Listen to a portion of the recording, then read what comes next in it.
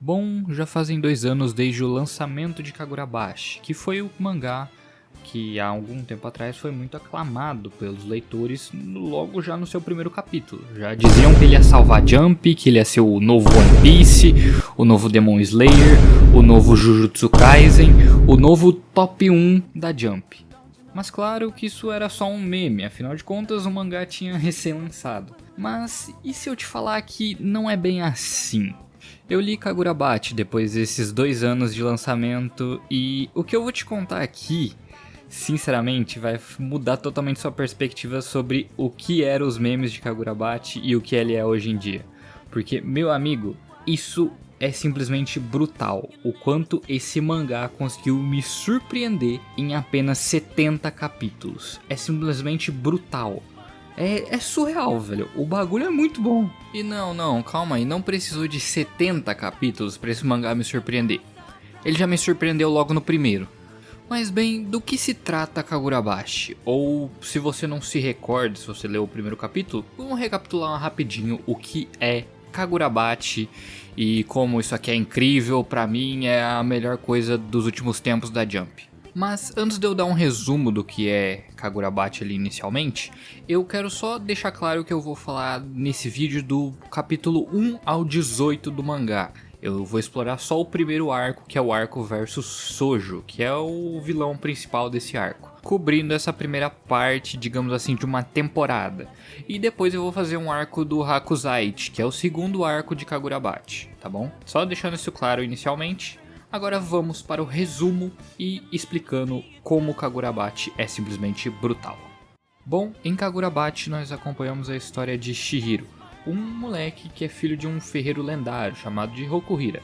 Basicamente o Chihiro ele tá em busca de vingança, já que o seu pai foi assassinado quando ele ainda era pequeno, e isso foi devido ao trabalho do seu pai. Mas por que o ferreiro seria assassinado afinal de contas? Bom, digamos que o Rokuhira ele criou armas lendárias. Foram 6 no total. Essas 6 armas são chamadas de Youto, ou lâminas encantadas. E essas lâminas basicamente são armas que são simplesmente como assim, coisas de outro nível ali no mundo de Kagurabachi. A gente já tem logo assim no começo do mangá umas armas assim de nível divino, tá ligado? Sendo explícitas assim na nossa frente que os personagens estão usando ali. Já é algo nesse nível. Você já fica meio de cara, meu irmão, como assim já tem um bagulho desse aqui no começo já? Que isso? E essas armas são responsáveis por acabar com a Guerra Seitei, que aconteceu há 18 anos atrás na obra.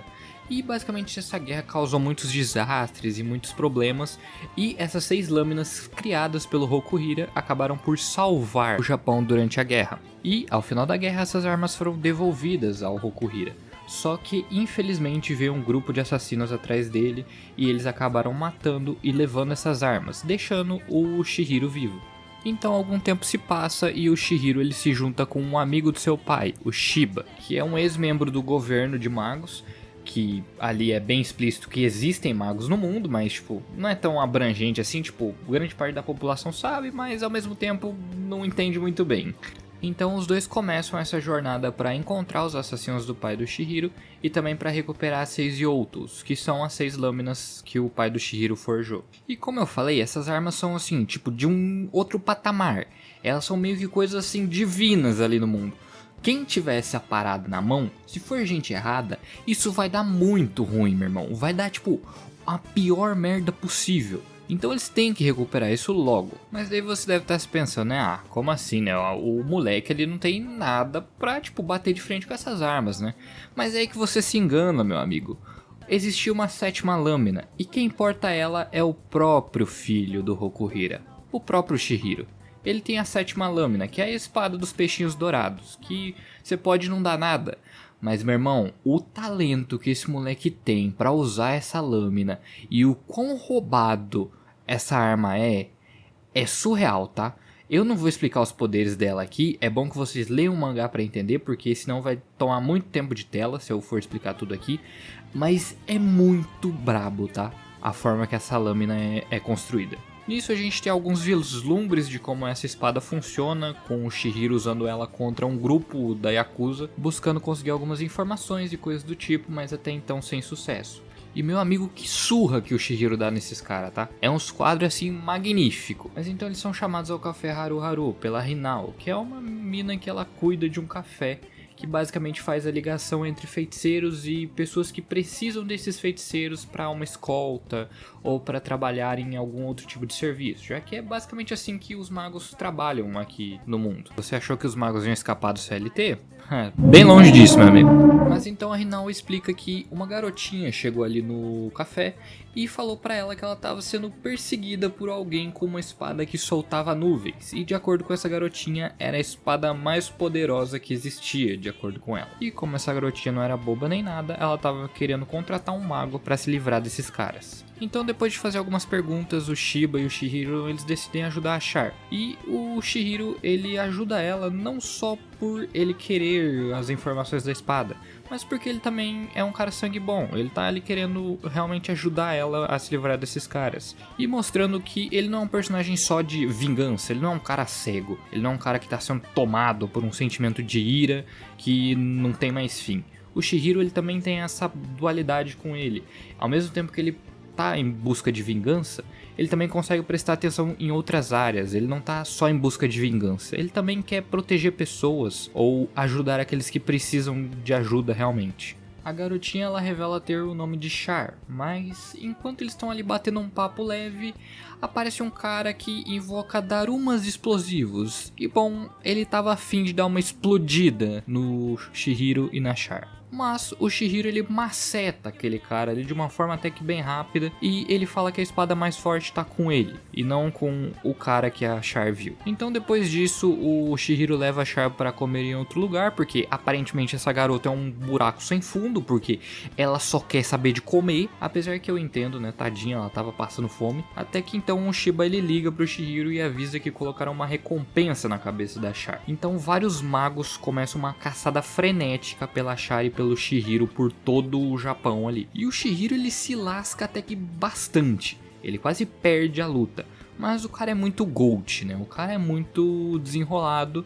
Ele acaba vencendo, assim, nas últimas. Mas ele vence os caras de uma maneira muito da hora. E então nos é apresentado o vilão desse arco. O cara que colocou a recompensa de vários dinheiros ali pela cabeça da Char. Um homem conhecido como Sojo. E eu sei, todo mundo pensou nisso, tá? Todo mundo pensou que se mudar ali a letra dele pra um G, virava Gojo. Mas infelizmente ele não é o homem dos 6 olhos. Mas o cara tem um drip até que fino também. Ele não fica pra trás não, tá? As tatuagens dele ali, meu amigo, o cara é dripado, tá? E sem contar também que ele é um dos grandes nomes do submundo atualmente ali do mundo de Kagurabachi. Ele tá ali por trás de algumas coisas do submundo ali da máfia, da Yakuza e tal. Além de ele portar uma das lâminas que o pai do Chihiro fez e que foi roubada por aquele grupo de assassinos. Mas existe até que um motivo bem sombrio do porquê que o Sojo colocou uma recompensa pela cabeça da Char. Basicamente, ela é filha de um clã chamado Clã Kyonagi, e esse clã possui características de uma linhagem com propriedades regenerativas muito raras. E o Sojo, ele tá caçando a Char para realizar experimentos com o corpo dela e transformar isso em réplicas de coisas com as espadas encantadas ou chegar em algo próximo a esse nível. E o clã da Char foi basicamente extinto após essa guerra que aconteceu, que é a Guerra do Seitei. E o mangá, ele começa a mostrar que o Sojo, ele é um cara bem cruel até. Ele mata o cara dos Darumas que não conseguiu matar o Chihiro, e mata também a irmã desse cara junto. E ele também acaba matando um cara que ajuda ele a achar a localização do Chihiro. Ele é um maluco bem impulsivo mesmo, ele já vai batendo em qualquer um ali e tal, o maluco bem pra frente. Mas daí você pensa, pô, ele vai, né, ter algum plano mirabolante, né, e não sei o que pra achar o Chihiro, né, não vai ser ali já na hora, né, que ele vai achar. E você tá errado, meu amigo. O cara, ele dá um jump scare em qualquer um que tá lendo o mangá, velho. Você toma um susto, porque do nada ele tava ali brigando com o cara e ele já aparece na frente do Chihiro, ele já começa a travar ali uma batalha das espadas lá do Rokuhira, e é um caos total, velho. E então a gente já vê também um pouco da potência dessa outra arma aí que o Rokuhira fez, que é a arma da nuvem, e ela explode literalmente uma parede com um único golpe. Então, assim, já é meio fora da curva também. E nos é dito que essa espada, que a espada de nuvens é chamada de Kuregumo, ela possui 3 elementos: o raio, o gelo e a água. Ou seja, o Chihiro, ele tá fudido. E eu devo dizer que a Kuregumo, ela é, se pá, a minha arma favorita das 7 espadas até então. Apesar que vocês vão ver o que acontece na segunda luta com ela. E segunda luta, por que eu digo segunda luta? Porque infelizmente o Chihiro ele toma um cacete. E também nos é mostrado o conflito de filosofias entre o Chihiro e o Sojo, já que o Sojo ele acha que as espadas que o Rokuhira fez são armas letais, são armas feitas para matar. E o Chihiro ele tem uma visão totalmente diferente, já que ele, como filho do Rokuhira, ele viu toda a criação dessas armas, ele vê que o Rokuhira ele queria proteger as pessoas, ele queria salvar vidas com essas armas. Então começa um conflito ali, tá ligado? De filosofias. E o Sojo ele fala que vai mostrar o que realmente o Rokuhira queria com essas armas, e ele desfere um golpe em vários civis. Mas então a gente vê um novo poder da espada do Chihiro, que ele basicamente absorve e vira um para-raios da Kuregumo. Mas infelizmente ele tanca até demais e ele acaba desmaiando. E por causa dessa derrota a Char ela acaba sendo capturada e cara, sinceramente dá muita dó dela nessa parte, tipo, é muito pesada as paradas ali, tipo, não é nada explícito assim, mas tipo, você imagina obviamente, né, que tipo, ela teve que ser ali meio que cortada, tipo a Eri de Boku no Hero, pra servir como experimento pra fazer armas, velho. E tipo, isso é muito paia, tá ligado? É muito dói, assim, de você ver essa imagem, tá ligado? Mas então a cena corta pra gente no hospital, vendo o Chihiro e como ele tá lascado e não vai poder fazer nada, aparentemente. Mas daí já chega o Shiba com um amigo dele, o Azami, que também conhece o Chihiro. E diga-se de passagem, eu já gostei do Azami, tá? O Azami já tem o design de personagem que eu amo nessas obras, velho, atualmente. Que é o personagem ali de cabelinho preto, o cara que manja, tá ligado? Pô, não tem muito... não é muito extravagante, mas o cara é fino, tá ligado? O cara vai meter a porrada em qualquer um, certeza. E o Azami, ele é de um grupo de magos do governo, o Kamunabi. E ele também traz consigo um grupo de magos que é uma equipe ali especializada em fazer umas missões assim meio suicidas. E eles bolam um plano que basicamente o Chihiro ele vai salvar a Char, enquanto esse grupo de psicos eles vão lidar com o Sojo. E o Chihiro ele também passa algumas informações da Kuregumo, o que ela pode acabar fazendo, que pode atrapalhar ou ajudar eles a lidarem com o Sojo no meio da batalha. Mas então, plano explicado, começa então a porradaria. Sojo versus o grupo do Kamunabi e o Chihiro começa a invadir lá onde a Char tá presa. E na luta do Sojo a gente é apresentado a Orin ou Onryu, alguma coisa assim, que é basicamente a forma verdadeira ou o poder verdadeiro da espada. E isso basicamente depende só do usuário, depende do como ele se conecta com a lâmina. E bom, o Sojo ele se conectou até que bastante. E ele massacrou os caras, tipo, não teve nem chance, tá ligado? A gente pensa que os caras vão dar um trabalho ali, tem um pessoal ali com umas habilidades até que da hora, principalmente o maluco que usa magnetismo. Gostei bastante da habilidade dele, mas tipo, a gente até pensava, pô, foi mostrado esse grupo aqui, né, eles vão fazer bastante coisa, eles vão ficar vivos, né, vão conseguir lidar com o Sojo, ou eles perdem, mas não morrem, né, mas não. Todo mundo ali vai de Vasco, exceto um cara, e o Sojo ele simplesmente evolui o conceito da espada. E o Chihiro ele também consegue evoluir o conceito da espada dele, onde ele tá invadindo lá pra salvar a Char.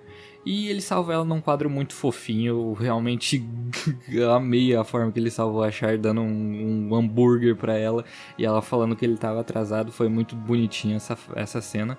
Mas infelizmente não é hora de descansar, o Sojo e o Chihiro estão frente a frente e é hora de começar esse embate final. Eles têm literalmente 12 segundos, 12 segundos é o que vai ditar todo esse combate. Porque os dois estão muito machucados, eles aprenderam muito sobre as suas lâminas e basicamente estão ali no auge ali atualmente, no auge que eles chegaram, né, assim em pouco tempo. Então é hora de finalmente resolver tudo isso. Então o round 2 entre Chihiro e Sojo finalmente começa. E antes tem até uma partezinha onde eles batem um papo ali, que o Sojo leva ele pra comer um negócio doce ali, acho que é Dan alguma coisa o nome desse raio desse doce. O Sojo ele basicamente fala que a lâmina ela ressoou as intenções assassinas dele, então ela seria uma arma para matar, indo totalmente contra a filosofia do Chihiro. E tem um leve flashback ali do Rokuhira explicando que ele realmente entende que essas armas são para matar, mas que ele ia tentar entender aos poucos e fazer com que o Chihiro também entendesse que, apesar dessas armas matarem, elas também servem para salvar pessoas. Nisso a contagem dos 12 segundos começa e é maluco, simplesmente sem palavras.